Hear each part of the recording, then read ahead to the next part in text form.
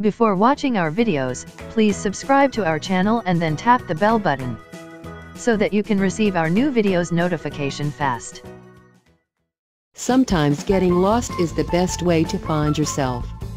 There are those people that have never lost themselves, not even once in their lives. And whether you believe it or not, this is not healthy, nor is it enriching. Your life cycle should never be a straight line that leads directly to a concrete and satisfying objective. People generally tend to follow paths, forks in the road, wandering trails, and even the wrong path. Sometimes, you'll even follow a veritable labyrinth until, suddenly, you find happiness, balance, and satisfaction. It's normal to lose yourself several times in order to find yourself, or to rediscover who you are. All of this is a valuable lesson. And you shouldn't be afraid of change, because sometimes it can open new doors, where you'll find more personal wholeness, more maturity, more peace. When your current situation takes you from your identity, we all understand very clearly what our values are, what our limits, principles, needs, and goals are. But sometimes, all of these things start to erode slowly, like the rocks on the beach that get molded by the ocean storms. After all of this, it's impossible to recognize your original being, your essence. The same can happen to your self-esteem and personality. Your work, family, and relationship areas can sometimes create certain types of blackmail, pressure, and direct or indirect manipulation, until slowly, you stray from your identity. Recognizing this internal dissonance between who you once were and who you are now is definitely one way of opening your eyes and understanding that these situations can be very dangerous. None of us can create everything we want at every moment. You all have obligations to live up to, goals to fulfill, and people to take care of.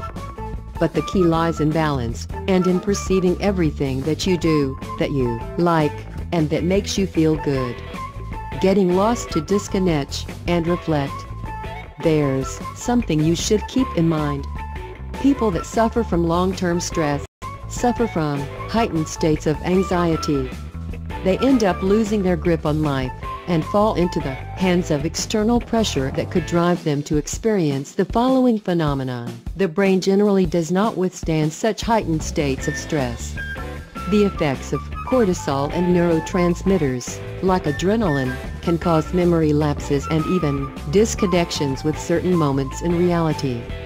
One example could be getting on the bus to go to work, and suddenly you don't know what you're doing there. This effect could last just a little over a minute, or it could last hours. But it helps the brain to find peace. Your mind, almost forced, invites you to slow your rhythm down and disconnect. But before your brain does this dramatically, erasing your memory or creating lapses, it's best to choose to act more naturally, preventative, and wholesome. How to disconnect in a healthy way. This doesn't mean you need to bust open your wallet and buy a place ticket, or go to the first place that appears on the horizon. You also don't need to distance yourself from everyone else and close doors that you'll never be able to open again. Getting lost to find yourself requires the appropriate preparation, because this isn't a matter of running, but simply distancing yourself to heal. It's normal to have a return ticket for whenever you're ready. People that want to get lost need to make it clear as to what they are doing and what they need. I want to spend a weekend alone, to relax, to think, and to make decisions. Everyone around you will understand, and those that don't, well, that's their problem. This means you need to make yourself a priority. You need to have a specific time for being with the self that you have abandoned, left aside, and potentially even forgotten.